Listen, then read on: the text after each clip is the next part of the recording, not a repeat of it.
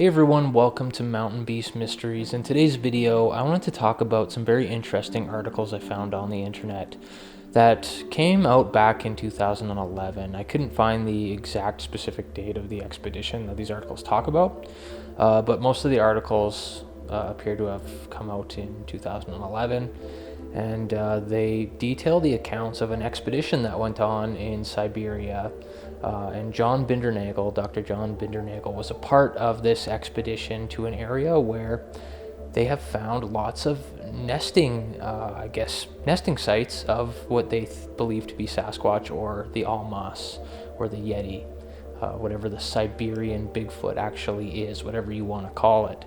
So they found these nesting areas. They found a bunch of tree twists, just like I talked about in my last video, and they're convinced with 95% certainty, according to these articles, this is what they're quoted as saying, with 95% certainty that this area where these nests are is the home to a Bigfoot-like creature, or a Yeti, or, like I said, whatever you want to call it.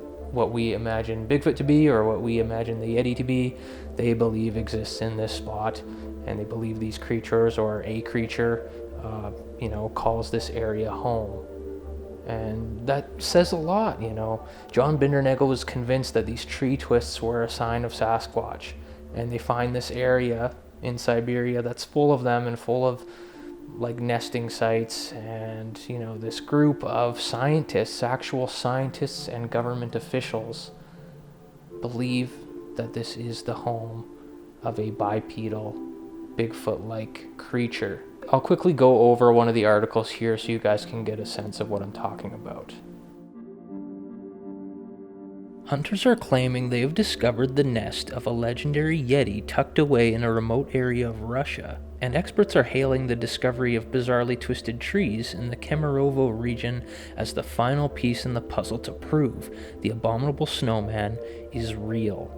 Experts stumbled across the trees twisted by force to form an arch in an area which is known for sightings of the wild man. And Yeti experts who met at a conference in Moscow to discuss the find mounted an expedition to Siberia to see the nest for themselves. Biologist John Bindernagel said, "We didn't feel like the trees we saw in Siberia had been done by a man or another mammal. Twisted trees like this have also been observed in North America, and they could fit in with the theory that Bigfoot makes nests." The latest discovery comes a month after Russian officials said they found indisputable evidence that Yetis exist. Their claim followed an international conference and expedition to track down the abominable snowman in the Mount Shoria area. However, doubt was already cast over the find, as the team has no convincing photographic or DNA evidence of the creature.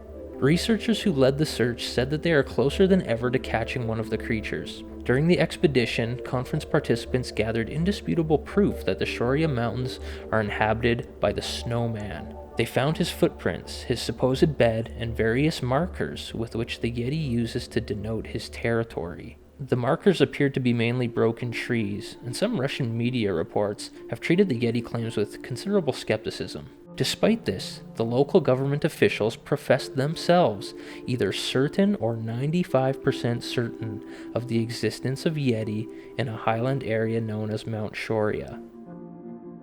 So how interesting is that? You have government officials saying that they believe with absolute certainty, or at least 95% certainty, that a Yeti-like creature exists in this spot. That's crazy. Now, I don't know if they're just more open to it over there, or if they actually found other evidence that can confirm this. But nesting areas and the tree twisting and all that kind of stuff, if you find a bunch of that in one area, that's a really good telltale sign. It reminds me a lot of what the Olympic Project has found in Washington, those nesting areas. Very convincing nesting areas that look like they were created by some sort of ape-like creature. They appear that way. Were they actually? I don't know. It hasn't been confirmed, but they appear to be like that, and the vegetation and just the area that they're in looks very much what you'd imagine, an area to look like if a group of ape-like creatures were living there, or Sasquatch-like creatures, So I think that's absolutely fascinating, and just to know that somebody like John Bindernagel actually saw this area with his own eyes, and he was actually there researching in that spot. And, you know, he didn't say anything against the 95% certainty, so I'm assuming he probably was convinced as equally as these other people. You know, I had the good fortune of meeting him once at his house and interviewing him for my film, and he was a true believer in Sasquatch based on the evidence that he had analyzed and collected over the years. It's not just he liked the subject and decided in his mind that it was real. His decision on that came from his studies, you know, which convinced him that the creature was more than likely real. And like I said in my last video, the tree twisting was a huge thing for him. And this area in Siberia consists of many tree twists and nests, and 95% certainty, I mean, that's quite a bit. I'm personally still like 50-50 because I haven't seen one yet. So I just hope someday soon I can find something like this that will bring me up to that 95% level, or 100% hopefully, if I can actually see a Sasquatch. But I hope to find these tree twists.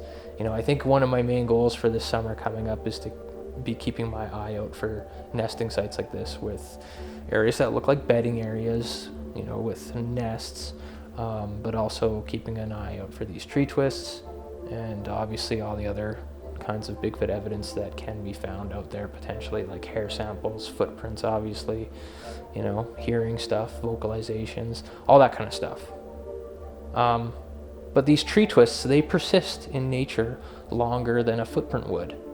They could last for potentially years. A footprint will get washed away, you know, maybe within a matter of hours, depending on what the weather's like. If a creature left a set of tracks in a muddy area and then it starts pouring rain, like, those tracks could be destroyed within a matter of hours.